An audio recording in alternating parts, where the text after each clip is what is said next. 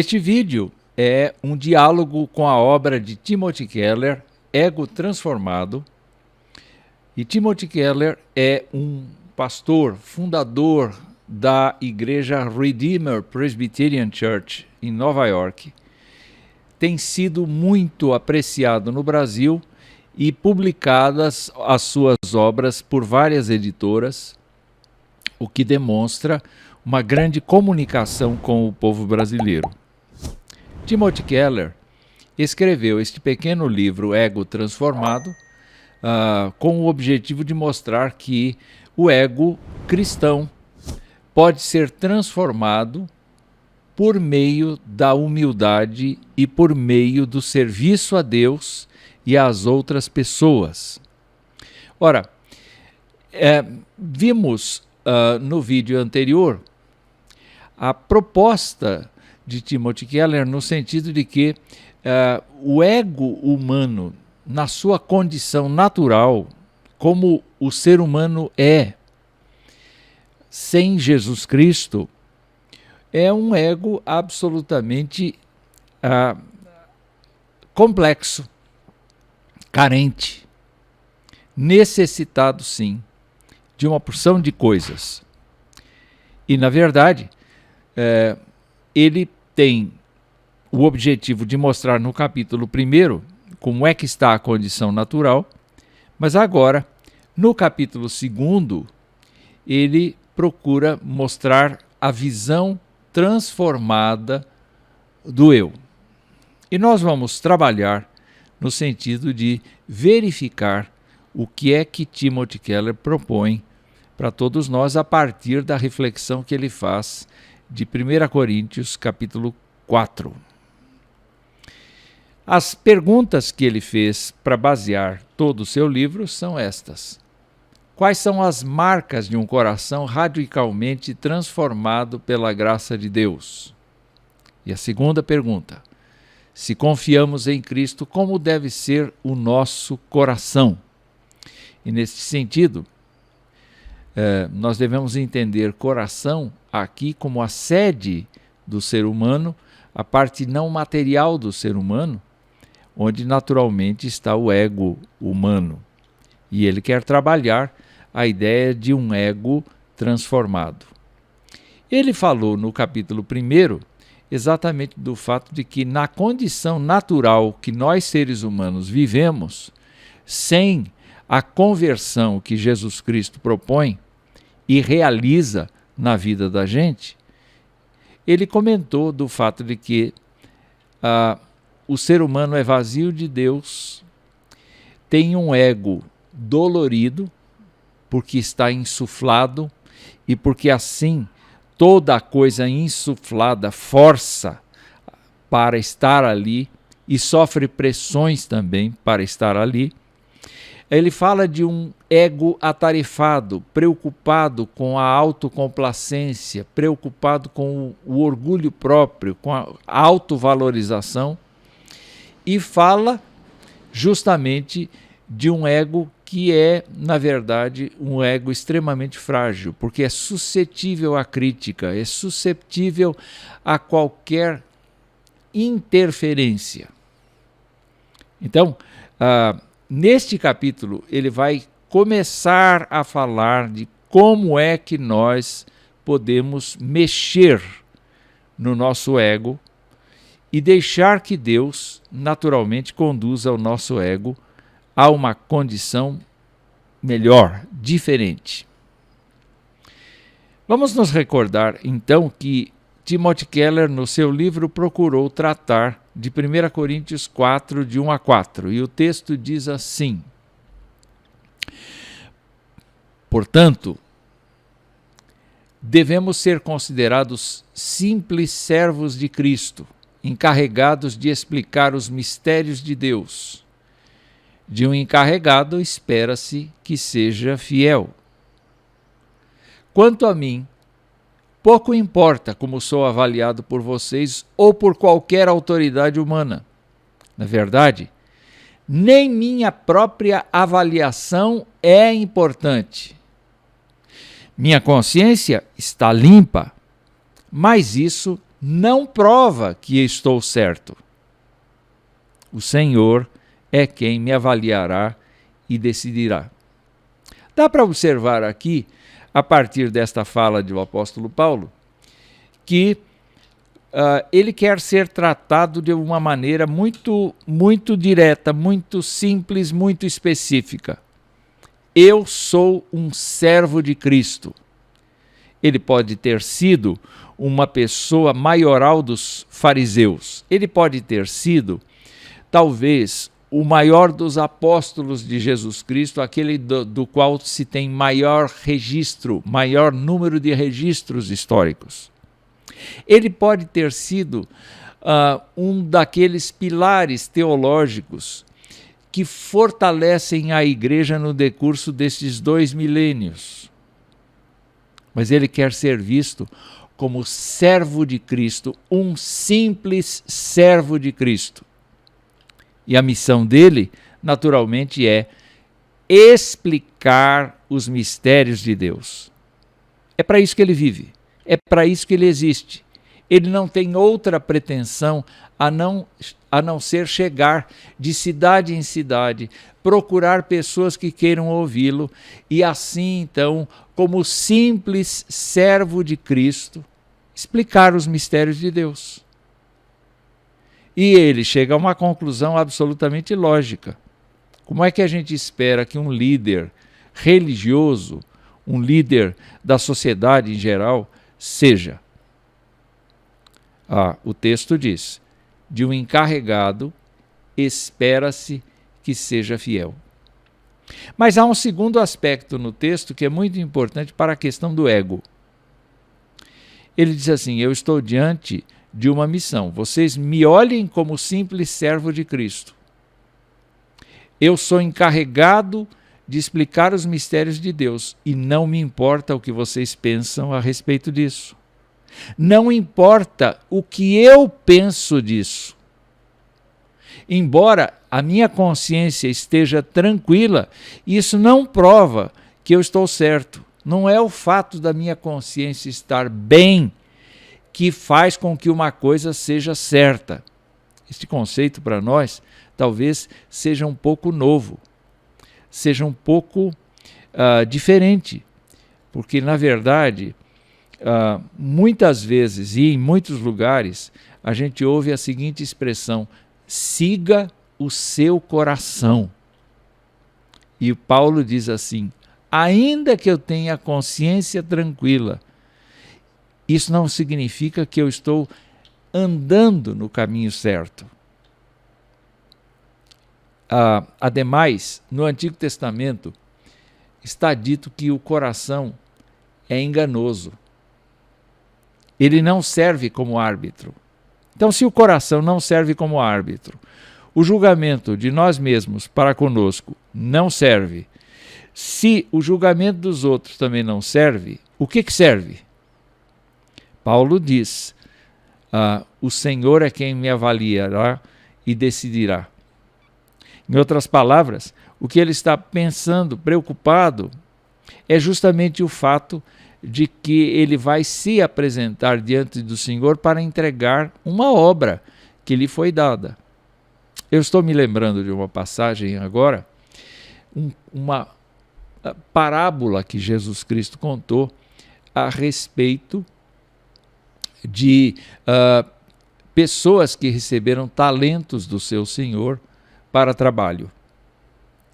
Na verdade, aquele senhor estava repartindo com os seus empregados a sua riqueza. E então, ele entregou 5 talentos para um, 2 talentos para um segundo e 1 talento para um terceiro empregado. E qual foi a reação dos 2 primeiros? Eles entenderam a missão e eles saíram para negociar. Eles não ficaram nem com receio do seu senhor, nem com medo do seu senhor, mas eles ficaram preocupados em produzir e esperar a avaliação do seu senhor. E quando eles chegaram: olha, o senhor me deu 5, eu reproduzi os 5, eu consegui outros 5. E aquele senhor disse: bom está, servo bom e fiel. Em outras palavras, o que valia não era a autoapreciação do rapaz. Olha como eu sou bom. Eu recebi 5 e ganhei outros 5. Na verdade, a coisa mais importante é: você é um servo bom e fiel. Porque eu te dei 5, você agiu, trabalhou, desenvolveu, desempenhou e agora você tem a recompensa. A mesma coisa aconteceu com o outro que tinha 2 talentos. Lembra? Pois é. E aquele que recebeu 1 talento só?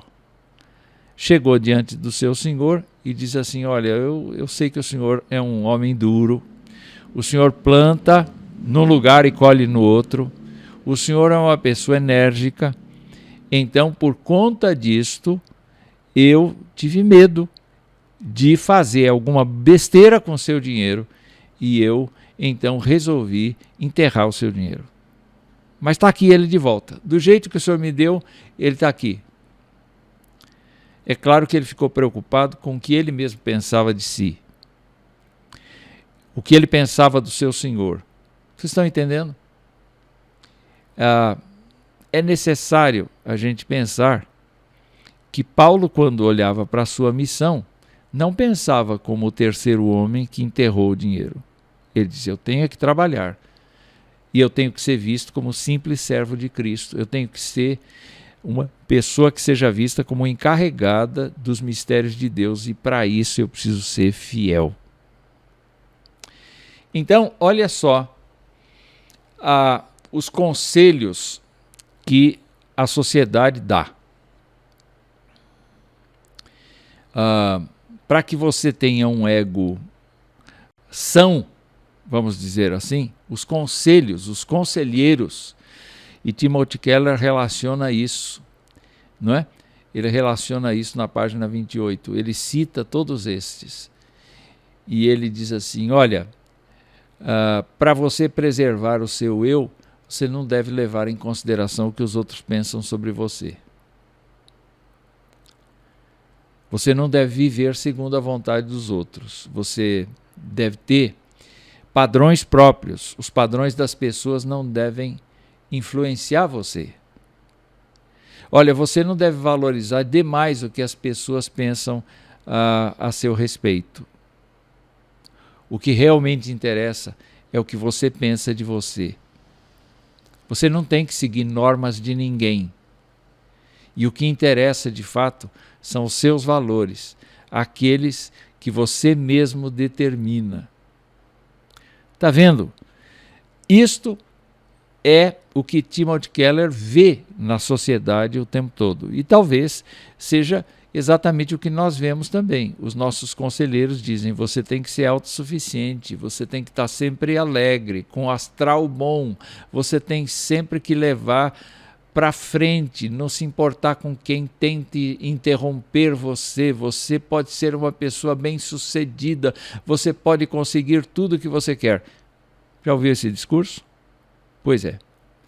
E, por último, Timothy Keller diz assim: decida. Não é ele que está dizendo, ele está repetindo os conselhos alternativos. Ele diz assim: decida quem você quer ser e seja, pois o que realmente interessa é como você se enxerga. Naturalmente, essa é uma falácia. Diante de Deus, isso é uma falácia. É o que resolve para a maioria das pessoas, mas não é o que resolve para o cristão. O apóstolo, eu insisto, não está com foco em si mesmo. O ego do apóstolo foi todinho trabalhado pelo Espírito Santo de Deus. E por conta da missão que ele recebeu, você vai ser um vaso, você vai ser um pregador dos gentios, você vai comparecer diante de reis, você vai comparecer diante de personalidades e você vai ser usado para falar do meu evangelho. Todas essas declarações da visão que Paulo teve certamente de Jesus Cristo mostram agora o trabalho feito no seu ego. Eu não estou mais importando se eu tenho dor, se eu não tenho, se eu tenho dinheiro, se eu não tenho, se eu tenho um teto para dormir, se eu não tenho. Não é esta preocupação que me toma o tempo e o esforço. Na verdade, o que toma tempo e esforço de mim é o fato de que eu sou um servo de Cristo e eu preciso ser uma pessoa que explique os mistérios de Deus. Eu preciso ser fiel a isto, justamente pelo fato de que eu fui comprado pelo sangue de Cristo, eu era o principal dos pecadores, eu sou o principal dos pecadores e, no entanto, então, eu estou encarregado desta missão. Então, de novo, ele insiste, não me importa o que vocês pensem a respeito disso, eu tenho que fazer a obra de Cristo.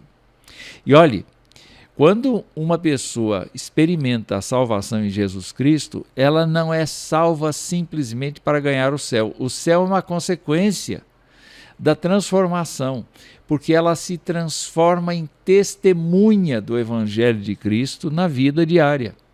Quando você teve a sua experiência com Jesus Cristo, você se tornou uma testemunha de Jesus Cristo. Você não pode mais ficar de boca fechada. Você tem que perceber que agora você é uma pessoa enviada por Jesus Cristo para benefício de outros. Você é uma pessoa que tem naturalmente a possibilidade de ser uma pessoa evangelizadora, mesmo que você não tenha o dom do evangelismo, mas você é uma testemunha. E o apóstolo diz, diante da missão que eu recebi, pouco importa como eu sou avaliado por vocês, por qualquer autoridade humana. Eu não estou preocupado com o que César pensa, com o que Agripa pensa, com o que Festo pensa, com o que outras pessoas pensam a meu respeito. Eu não estou preocupado com o que o Sinédrio pensa a meu respeito, diria Paulo. Eu estou preocupado com o que o Senhor pensa. E ele termina a frase exatamente dizendo isso. O Senhor é quem me avaliará e decidirá. Aliás, o apóstolo Paulo tem sempre na sua visão a ideia de que cada um de nós vai comparecer perante o tribunal de Cristo. Nenhuma pessoa vai deixar de comparecer ao tribunal. Quem está condenado, quem não tem a Jesus Cristo como seu Senhor e Salvador, o julgamento vai ser a respeito dessa condenação. Mas quem está livre da condenação, já não há condenação para os que estão em Cristo Jesus, esta pessoa comparecerá ao tribunal de Cristo e ele proferirá que a pessoa foi justificada, que a pessoa está amparada, mas ao mesmo tempo vai analisar, avaliar a respeito das obras praticadas por meio do corpo. E assim, então, cada um de nós passará por esse crivo. E, naturalmente, um ego transformado é justamente aquilo que encaminha cada cristão para o processo de santidade. Não é? E, nesse caso, o fundamento essencial é este: simples servos de Cristo. Quando o apóstolo Paulo trabalha, então, e dá um relatório, eu sei que o texto é muito grande, mas acompanhe comigo na tela. Ele diz assim: agradeço àquele que me deu forças, Cristo Jesus nosso Senhor, que me considerou digno de confiança e me designou para servi-lo, embora eu fosse blasfemo, perseguidor e violento. Paulo admite a ideia de que Cristo o amava antes mesmo de Paulo o conhecer.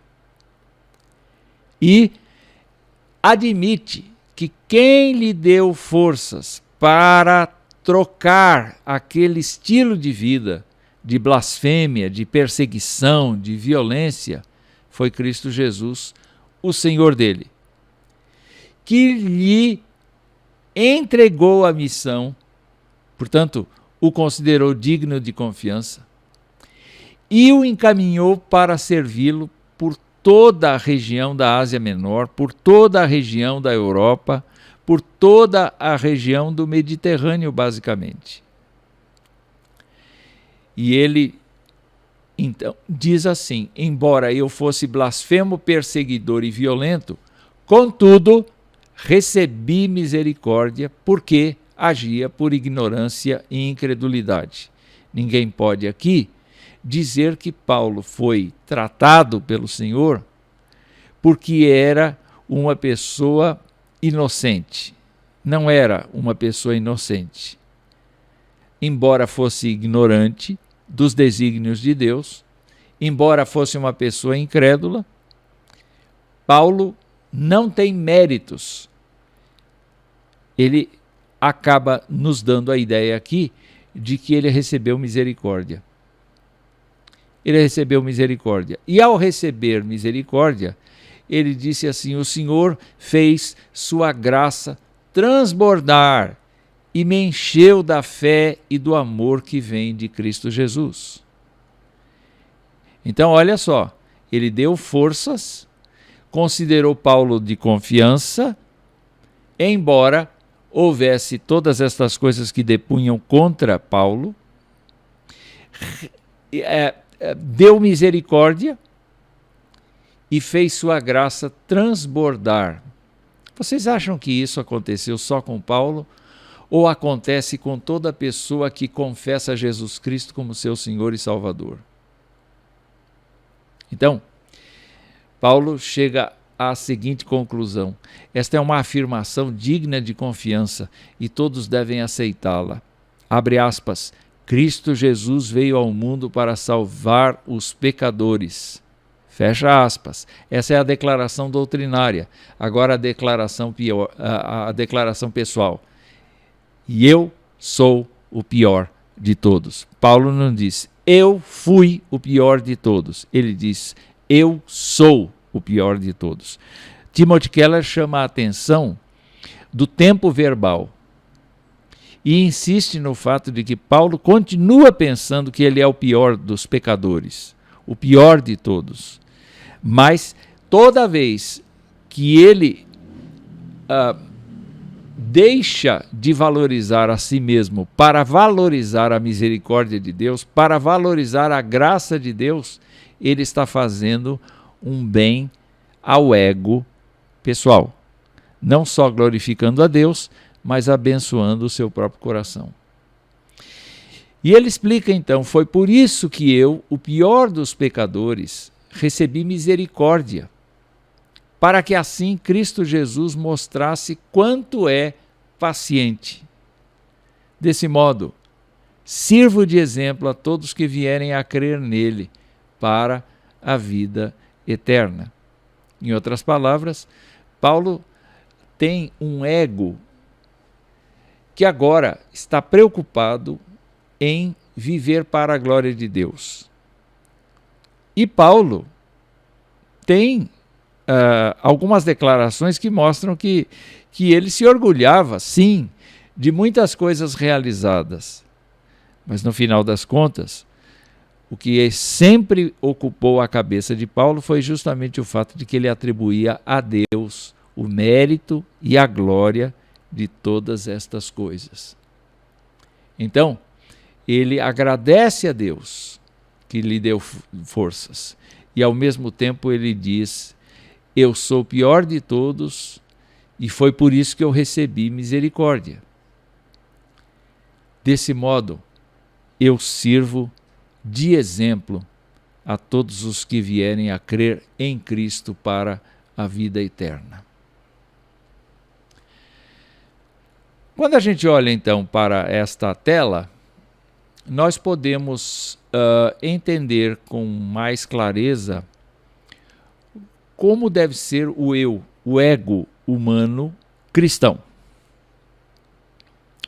O nosso ego, assim como a nossa vida toda, assim como o nosso comportamento, assim como o nosso corpo, passaram a ser possessão de Deus.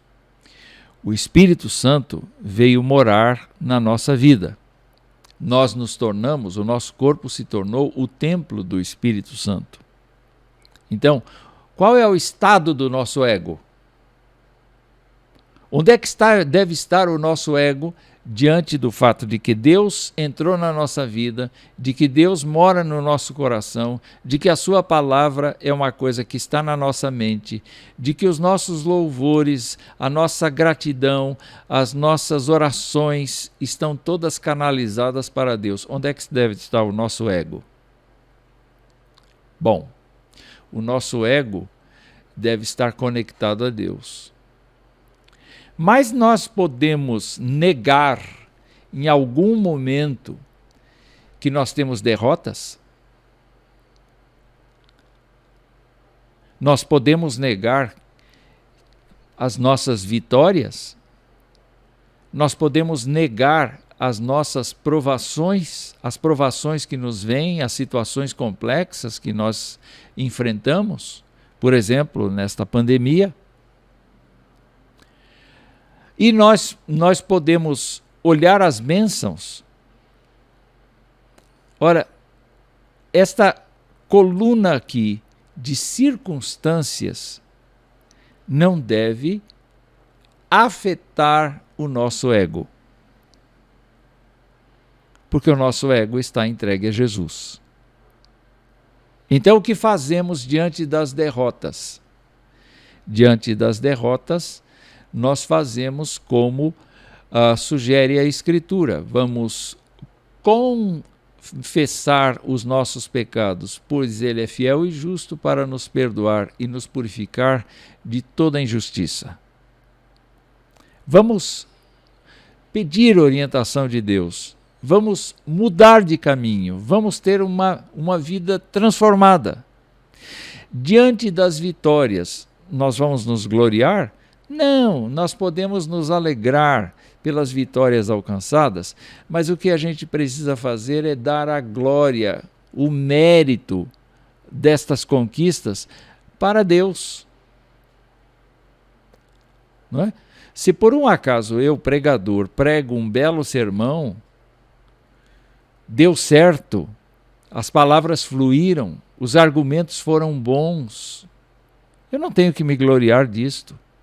Eu posso me alegrar, sim, porque deu tudo certo. Mas a glória, afinal de contas, pertence a Deus e não a mim.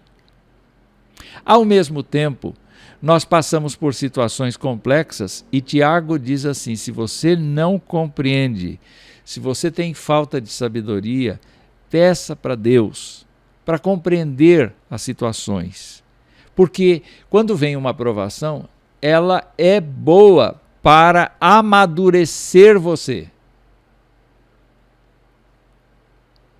Para nos amadurecer. Então, diante disto, também o nosso ego deve continuar no estado de dependência de Cristo e a gente, ainda que tenha abalos, ainda que tenha tristezas, ainda que tenha frustrações por conta das situações complexas, nós devemos olhar para o Senhor. Confiar no Senhor e não deixar que o nosso ego nos leve para a dúvida, para a incredulidade e tudo mais. E por último, as questões das bênçãos não devem nos trazer orgulho pessoal.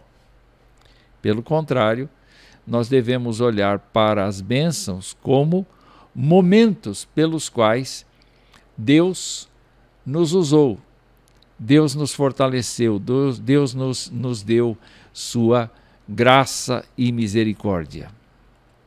Não é?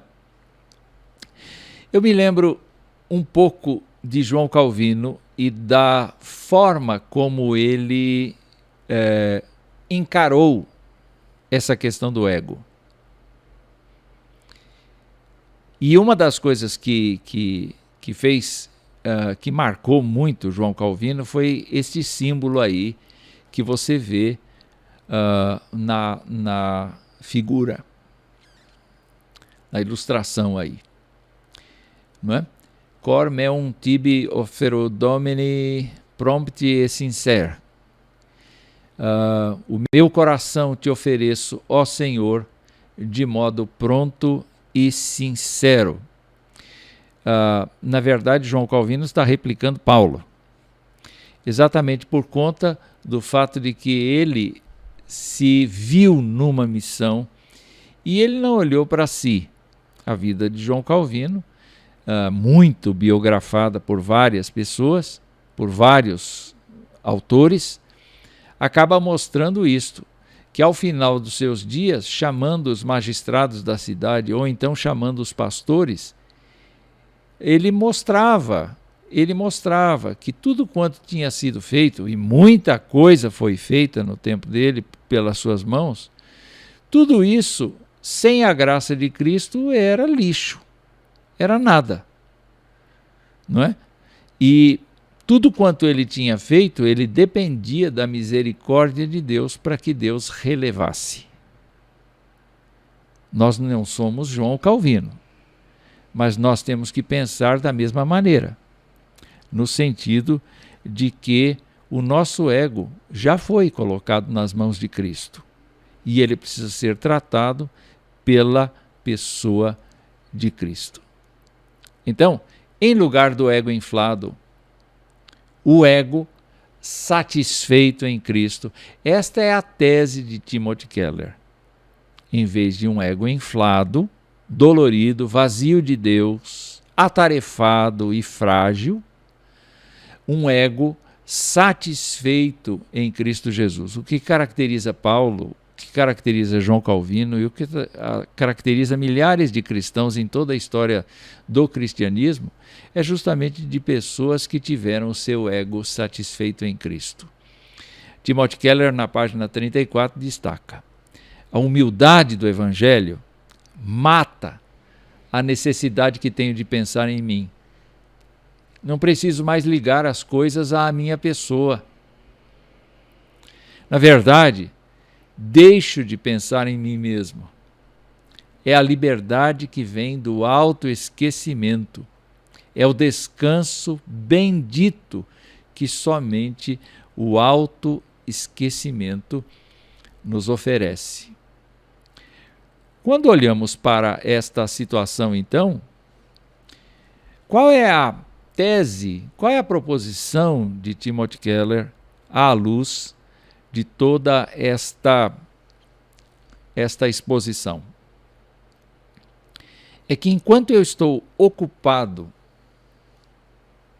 para me agradar, para me defender, para me assustar, para me proteger, e estou afastado da visão de Jesus Cristo, sendo o meu dono, o meu Senhor, eu posso ficar cada vez pior. Emocionalmente, espiritualmente, minha vontade pode ser volátil. Uma porção de coisas acontecem, a gente fica com preguiça, a gente fica com indisposição, porque a gente está se defendendo dos outros, defendendo da gente mesmo, defendendo das circunstâncias. Mas aqui Timothy Keller apresentou o fato de que, estando Jesus Cristo na nossa vida, o que vale realmente é que o nosso ego esteja satisfeito nele. Então, não importa se venham situações complexas na vida da gente ou situações maravilhosas. Não importa o que os outros estejam pensando a nosso respeito, nem nós mesmos, nem se a nossa consciência estiver em paz. Importa o que Deus está pensando. E toda vez que nós nos envolvemos com Deus e nos preocupamos em agradá-lo, nós entramos para o autoesquecimento do ego. E assim o nosso ego é satisfeito e equilibrado em Cristo. Até o próximo vídeo.